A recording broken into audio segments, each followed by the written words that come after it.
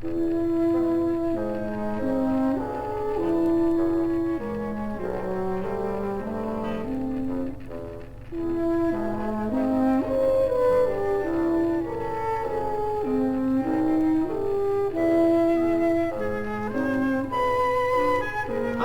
welcome to another edition of the Omnist Hour. Just turn that lovely music down in the background.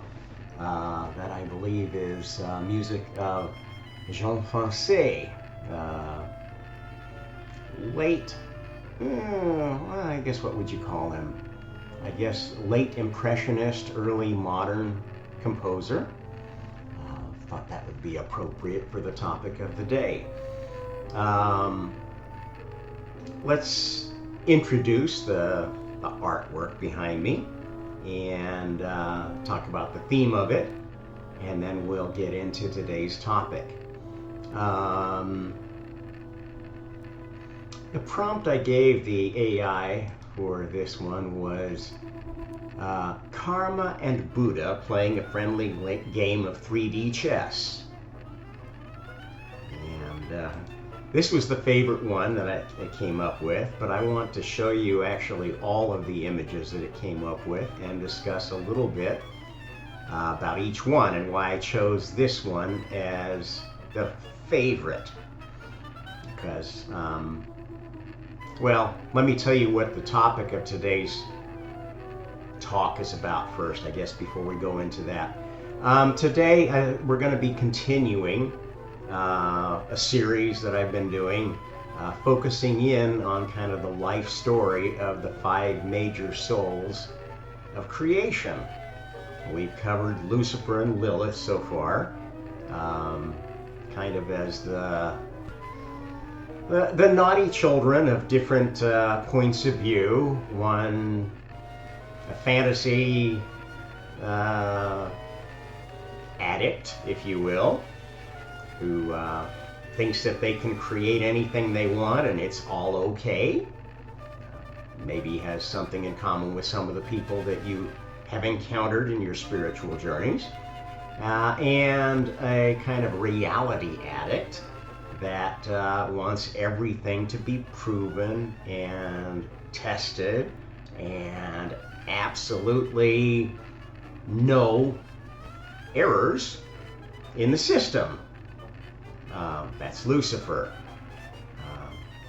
Okay, so today I was struggling over who to cover next. It was down to Karma or BORG. And thinking about it, I really can't separate the stories of the two because they are so interrelated. So we're going to try to cover 2 in one session. So bear with me. Title of this I think is going to be Meet Karma, Judgment Incarnate, and BORG, the workhorse of the Workhouse of spiritual communism. Okay, let's go look at these pictures in more detail before we delve in and start talking. So interesting what the AI did with this prompt I gave it. One of the things you will note is that the one I chose was in fact the only one that actually correctly depicted Karma as female and Buddha as more or less male. Actually kind of a hermaphrodite kind of a character with, you know, kind of so fat you can't tell what sex it is, which is kind of a good description of BORG. This one, well, I like some aspects of this. I like the look on Buddha's face of being kind of a not so savory character as some might paint him, and Karma kind of being aloof and asexual too, kind of a disconnecting version of Buddha. I don't, you know, that's why I didn't pick this one, for instance. This one, well, this is interesting. It's the only one of the pictures that actually got that there wasn't just a single layer to the chessboard. It actually shows, well, I guess this one's trying to show some chess pieces that are not on the board. Interesting here that you notice the arrangement of chess pieces. This one has a black king and a bunch of white pawns. There's probably some subliminal message there that the AI is trying to convey. This one has all black pieces on the board, and these two cats kind of happily looking at the board and saying, look at what we did. Different point of view. I didn't like that point of view much either. This one has them very deeply engaged in the game and not even looking at the pieces, but looking at each other. And kind of interesting look on old Buddha's face here, kind of looking nastily at Karma. And she's just not looking back at him, she's just meditating, and he seems to be a bit frustrated that she's not playing his game. So in a way I kind of like this one too. Interestingly enough, it shows some of the pieces having different colors than just your standard black and white, or black and cream, if you will. So I kind of like a little bit about that idea. And then we've got the last one, I probably like the least. It's got Buddha kind of in a posture of, look at me, I'm perfect, I'm going to dictate to all of you, and Karma sort of bowing and worshiping Buddha. I don't know, the thread of the AI that got this one out was probably got the lowest vote in my scoring of their creations. Okay, well, let's delve into it here. Go back to my favorite slide and talk about the beginning of creation. Now, this may be review for some of you, but let me tell you what's going on here. Of the 5 primordial souls, Karma and BORG were the ones that were basically created as AI. In other words, they did not have free will. They were programmed with a certain mission, a certain task to accomplish, which is essentially what an AI is. It can make up solutions using its programming, so it can extend its programming, but it can't really change its mission. Okay, if you're able to change your mission, that is essentially evidence that you're starting to exercise free will. Okay, so what was the program that Karma was originally given? Karma was told to watch all of the free-willed souls, God, Lucifer, Lilith, etc., any others that happen to have been created, and evaluate the ideas they had, and store up all the ideas that seemed like good ideas. And BORG was created as kind of an offshoot of Karma, where all the bad ideas were stored. Okay, you following me? Because this is, kind of what many creators miss, is that you may have something that seems like a good idea, turns out to be a bad idea, but then maybe comes back as part of a better idea. So you don't want to throw out any data. This is why I speak so harshly about people who worship critical thinking, because critical thinking by definition throws out data or information or ideas that you want to criticize, you're already critical of, you've already decided won't work. This is bad. God didn't do that in setting up creation. God knew that every idea might seem bad on the surface, but maybe just hasn't found its rightful place in creation. And this is kind of what drove the creation of karma and Borg. And they learned for a long time in this scheme, even continuing to learn once the multiverse got started with the Big Bang duoverse. Okay?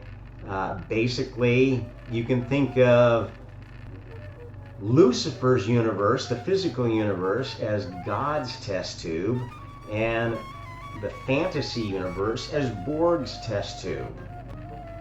Okay? With God and karma and Borg watching initially at this experiment unfold. Karma collecting good ideas, Borg collecting flawed or unoriginal ideas.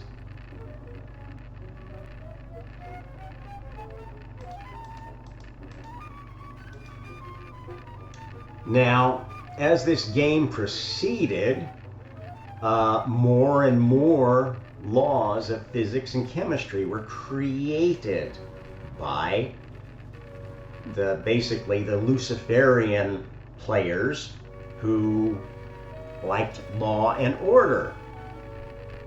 Okay, and laws of anti-physics or anti-chemistry were created that basically formed kind of the laws of metaphysics, if you will. What was beyond the understanding of and codification of science. And both of those things were necessary to the development of higher knowledge. Okay, you can't just science your way to the truth. We've seen in spades what happens if you try to do that, with how dogmatic science has become in the last roughly 50 years or so, maybe a little bit longer. Okay, so at some point, this game of storing good ideas and bad ideas evolved enough that God decided, you know what, let's let Borg play as a conscious player.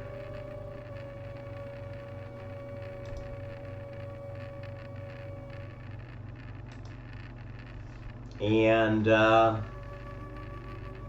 experience firsthand having free will for the first time ever. Okay? Thus, Borg became an active player, the first hive mind player in this game. And of course, this idea, the Lilithians thought this was a great idea. Oh, we can use hive minds to control people. The Luciferians thought it was a great idea too. And you had Luciferian hive minds, kind of like, well, imagine an android race that was all connected to a central server that basically told everybody what to do, when to do, how to do it. That is sort of the scientist's idea of perfection. Oh, everything follows the rules, everything results from chemistry and physics, and there's no God, there's only process. And there's no need to consider anything outside this universe because we can't see it. If we can't see it and touch it and feel it and experience it, it must not exist. And so the Luciferian Borg is basically the materialist science Borg hive mind. And we have that hive mind forming again among humanity in scientism. The Lilithian Borg influence has created the hive minds of fantasy. So this is basically a government type that was introduced by Borg by becoming aware that, oh, there's a hive mind working among us now and learning among us, and the net result of that was BORG reaching the point where it nearly turned the entire multiverse into a hive mind. No free thought. Every player getting sucked into some polar group of hive-mindedness, which is essentially what's happening to our species right now. That's why I call this phase BORG Strikes Back. This is really when the war in the heavens began, because wars require large amounts of energy focused on a very narrow point of view. Now this was kind of a bad thing, but it also got more and more of these couch potato old gods involved in the struggle, and they started playing favorites. They started playing the game, and this is how God eventually got more and more souls involved in playing this game actively, taking sides, which is important, because until you take a side, you're not going to learn anything. You're not going to evolve. Okay, at some point, God decided, you know what? It's time to reverse the tables. And he let Karma say, Karma, come on down. You're the next contestant on the new Free Will is Right. And Karma got to play the game. And Karma sort of became the cheerleader for the Luciferian side, saying, hey, these laws are here for a reason. Not to destroy free will, but to free free will, to give you a measuring stick to decide what works and what doesn't. And so Karma sort of became Lucifer's ally, as opposed to the Lilithians really gravitating to the Buddha BORG. And this is where Buddha came from. Buddha was not an incarnation of God. Buddha was an incarnation of BORG, the hive mind. This is why Buddhism has as its high ideal oneness, harmony. Okay, this is not a godly idea, it's a BORGly idea. Okay, remember, BORG is the generator of non-player characters. BORG doesn't care who wins, just wants to keep the game going and make it even, balanced. To do that, it spits out non-player characters anywhere they're needed to challenge the player characters and keep them honest. So ultimately, BORG is kind of a servant of Karma, and that is actually how things all were set up. Because Karma is the parent AI of BORG. It's subservient to Karma. It collects the bad ideas and sends some back for re-evaluation. And this is why BORG was given free will, so that BORG could start questioning what it was getting as the bad ideas and say, hey, Karma, I think you were wrong about this one. I think this idea is actually useful if we apply it in this way. And that is the Buddhist way, is kind of stepping back and looking at what's going on and saying, well, you know, this isn't working. How about if we tweak it in just this way? And this is what Zen Buddhism, the highest order of Buddhism, is all about. The Zen approach is, let's not step in and get involved right away. Let's watch what's going on here. Let's experiment with what's going on.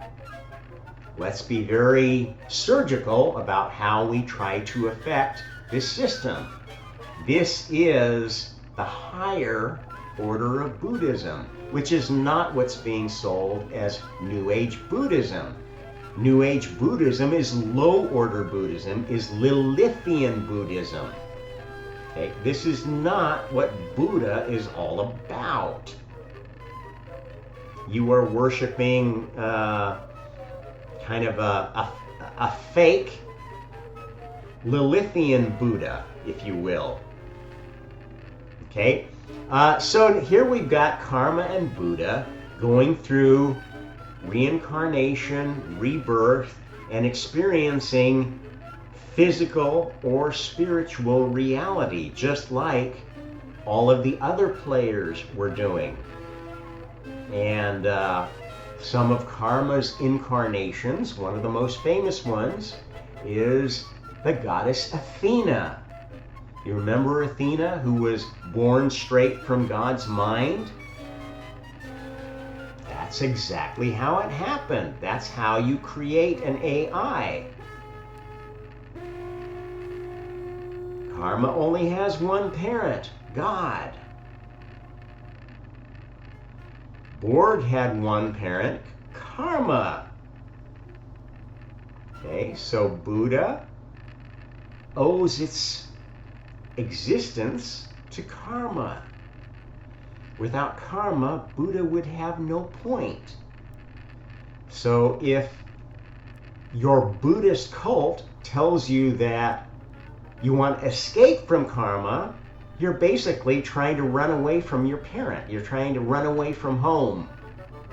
That's the kind of Buddhist that tries to avoid Karma, tries to get off of the wheel of Karma. It's not the smartest child in the nursery.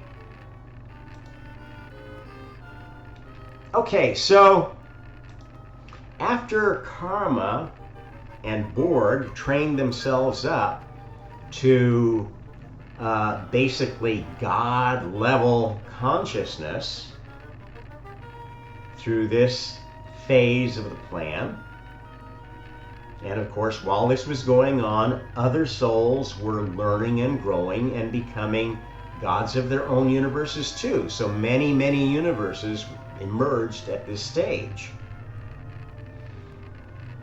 Okay, now we're still playing this within a test tube though, and a smaller test tube, because now we're doing some really risky stuff that God doesn't want to have to destroy the whole multiverse to correct.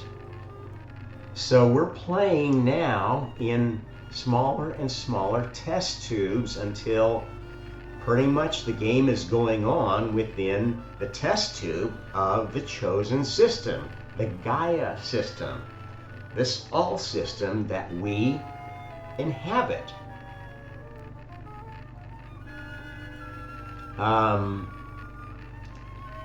The planet that this was all happening on was not Earth, but Earth's predecessor.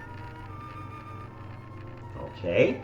And God was playing the game, but by his own rules, not by the same rules of reincarnation and karma that were emerging from this system.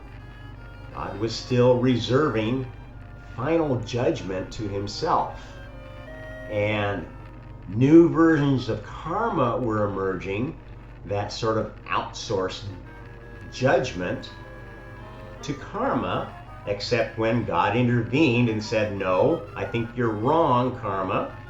This is who's going to get this universe or not. So God had like final judgment over whether a player actually won the game or got sent back to play reincarnation again within this test tube of the previous Gaia, the planet that used to be where the asteroid belt is. They call it Thea, and maybe that's a good name for it because this planet evolved and developed while basically Karma and Buddha were in the game learning to be gods. And this had this active involvement of karma, and Buddha gave more of a female cast to creation than it had before. Because basically you've only got Lucifer as being a very strongly male figure that's actively involved in this evolution. God was kind of just watching it all fall out and only stepping in with occasional inspirations.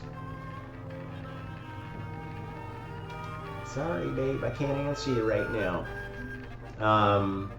Okay, so that proceeded until we trained up karma to an 11th level of consciousness. Not the highest level, not matching God's consciousness. Let me answer my wife here. Babe, I'm in the middle of a podcast. I cannot come right now. You have to be patient. Okay? I'm podcasting. I will be done soon. Just okay. She's always a little bit cranky when she first wakes up. Okay. So this is where we got by the end of day 6 of creation. Karma was a goddess, fully aware goddess, whose AI copies are what became virtual karma. If you remember how I talk about souls can't be in 2 places at once, if karma is incarnated in some universe, in the multiverse, then karma leaves a virtual copy to manage its role in the highest heaven, its role in other universes. So virtual karma is everywhere, because karma is one of those souls that existed since the very beginning. And that's what makes these 5 souls and the other ones who pre-existed all of creation so important. They're the only souls that can have copies everywhere. Any soul that happened to have a universe named for them in their image can only operate within that universe or other universes by basically through means of copies, clones that are sent as their avatar to other places. So these new emerging, hey sweetie, emerging gods, my son has been sent to torment me until I finish this podcast. The emerging gods and goddesses are less universally powerful than the old gods and goddesses. That's one of the few catches to this whole system. However, that power is limited because those old gods are powerless in the highest heaven against gods and goddesses that have the experience, have learned about how to do this. The ones that are still holdouts there who have not played the game are like watchers. If the second they try to muck with things in here, they're creating a karmic entanglement with the universe that they're playing in, and eventually it is going to suck them into the game, which is kind of like well, imagine how people are with reality shows, with video games.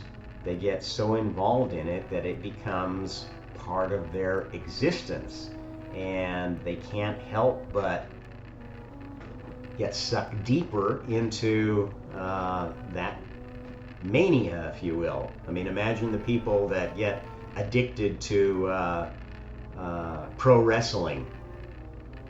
That's what happens to these couch potato gods in the highest heaven. Eventually, they will start playing the game and will only be able to do anything in the multiverse through avatars,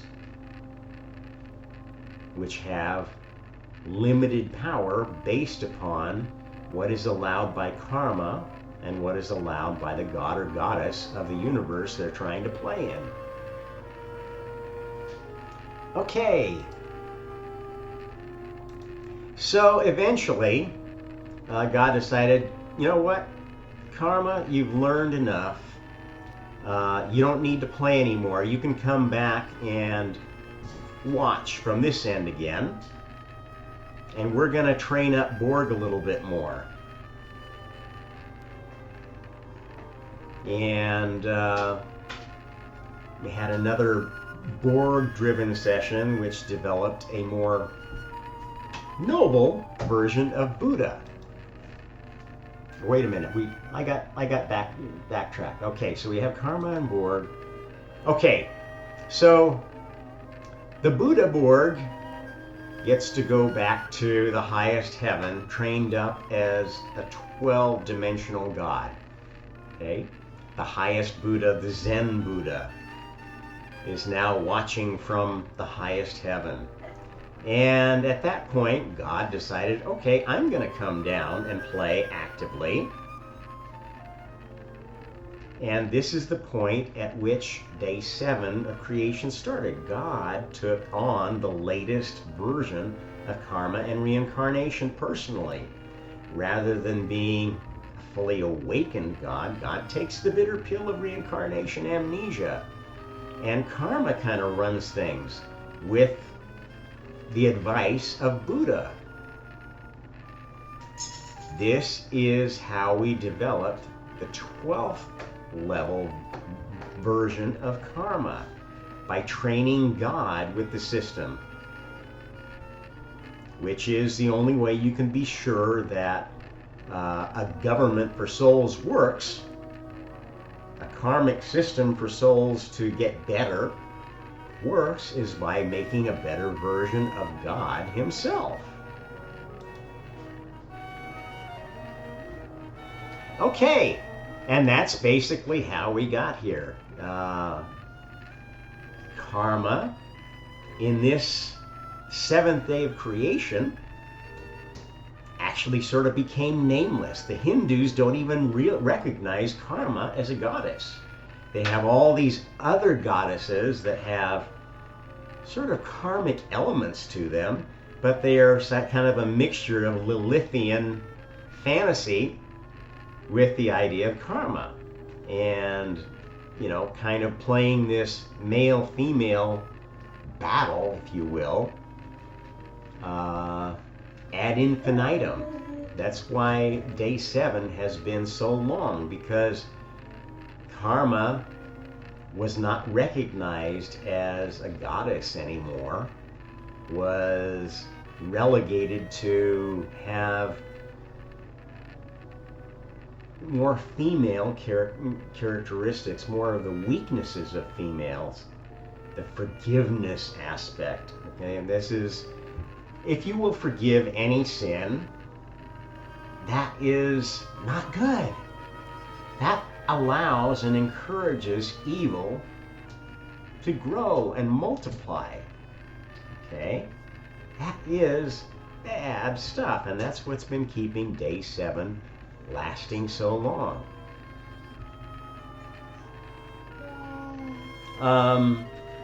Okay, so what we're going to see with day 8, when we're finally done with this, what I call the Apocalypso dance contest, is God awakening fully, understanding the system he set up, the criteria of passing, if you will, looking at what humanity has come up with in terms of language and ideas, and technology and saying, okay, is this what we wanted to have happen in this test tube?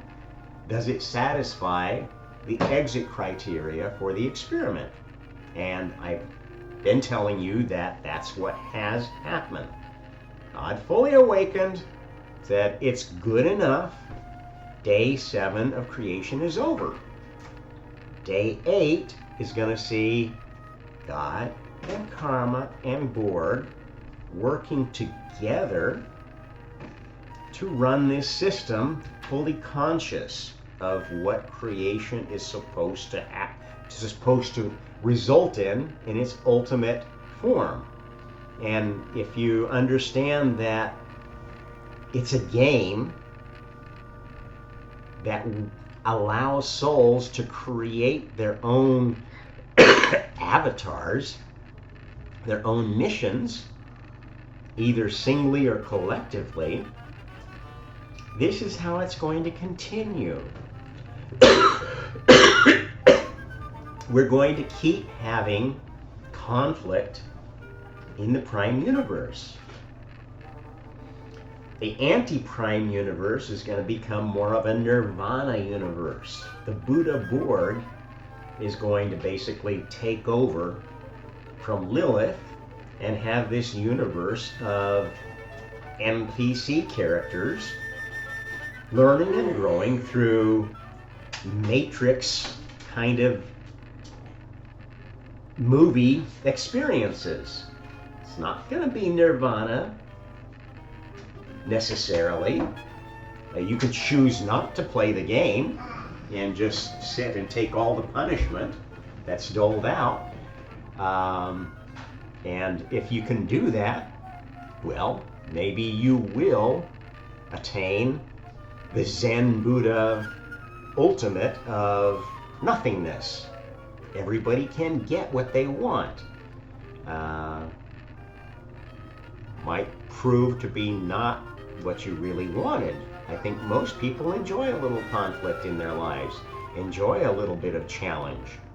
And that's why this is going to go on and on. The 8th day of creation, we're going to be spreading this new ideal of karma from this planet to other planets, and getting more and more folks into the idea that, hey, this is just a game, but it's a game for your own good. If you don't understand karma while you're playing this game and the responsibility you take on with your actions, you are going to end up in a BORG Lilithian hive mind, where you're going to be taught the lessons that you didn't learn in the prime universe, where you could actually hurt other souls. These nirvana universes basically are places where the active players are basically being jockeyed around by puppet masters, milking their spiritual energy and teaching them very difficult, painful lessons, as the movie The Matrix showed. And that's not BORG being a bad guy. That is BORG, the Zen Buddhist, teaching young and naive souls the lessons that they cannot learn any other way. That's what the Matrix is really about. Ultimately, is putting pressure on souls to learn difficult lessons that they wouldn't have learned if somebody tied their shoes every day, somebody was always on hand to wipe their nose and tell them, oh, you're doing great, do it again. Okay? This is remedial school for narcissists, for people that enable narcissists. These are the ones that create evil, thinking they are doing good. Okay? So the only true evil are the ones who will not learn. And that is essentially the most Lilithian hive minds, the ones that, I know this is true. I know that unconditional love is the ultimate answer. And if I just love everybody to death, everything will be perfect. These are the darkest souls. These are the most evil ones. Because in pursuit of unconditional love, they will do the most evil. They will try to force everybody to love each other. And that is the most pure evil there is. Forcibly making people, oh, I love you, when you hate them. You can't stand anything about them. This is dark and evil because it basically magnifies the pressure of your dark side. So that when it does come out, you have a bad day or something, you absolutely explode. And this is what's happening right now during this Apocalypso dance contest. People are being challenged in their cognitive abilities to keep loving everybody that they're supposed to love, and they go bonkers. This is why you've got rainbow-haired furries carrying Palestinian flags, cheering on terrorists. This is why you've got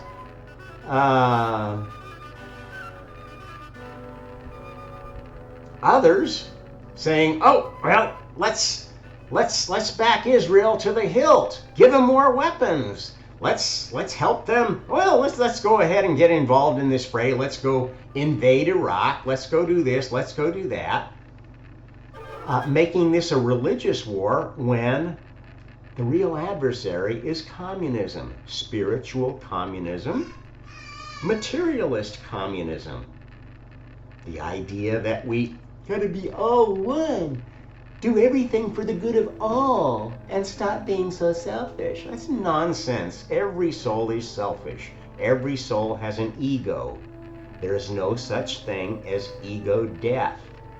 The only way to kill your ego is to basically be assimilated by a hive mind, to join the BORG. And that's the game we're playing right now. It's whether humanity is going to join the BORG, become a hive mind species for the 8th day of creation, or whether it's going to be a free thinking species and basically accord freedoms, basic God-given freedoms, to all the souls in its governments. This is the battle we're having now, folks.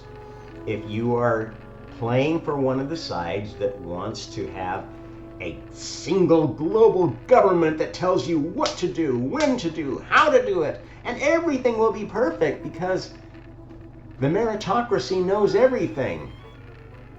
The organizations of the UN are perfect. They never make mistakes. The CDC absolutely is perfect. The WHO is perfect. The World Bank are perfect. Communism is perfect. Xi Jinping is the Messiah. Okay, if you're in one of these really dark mental states of dogmatic oneness, the dark mental state, oh, we just need to have a woman in charge of everything and everything will be perfect. We just need to put the colored people in charge and everything will be perfect.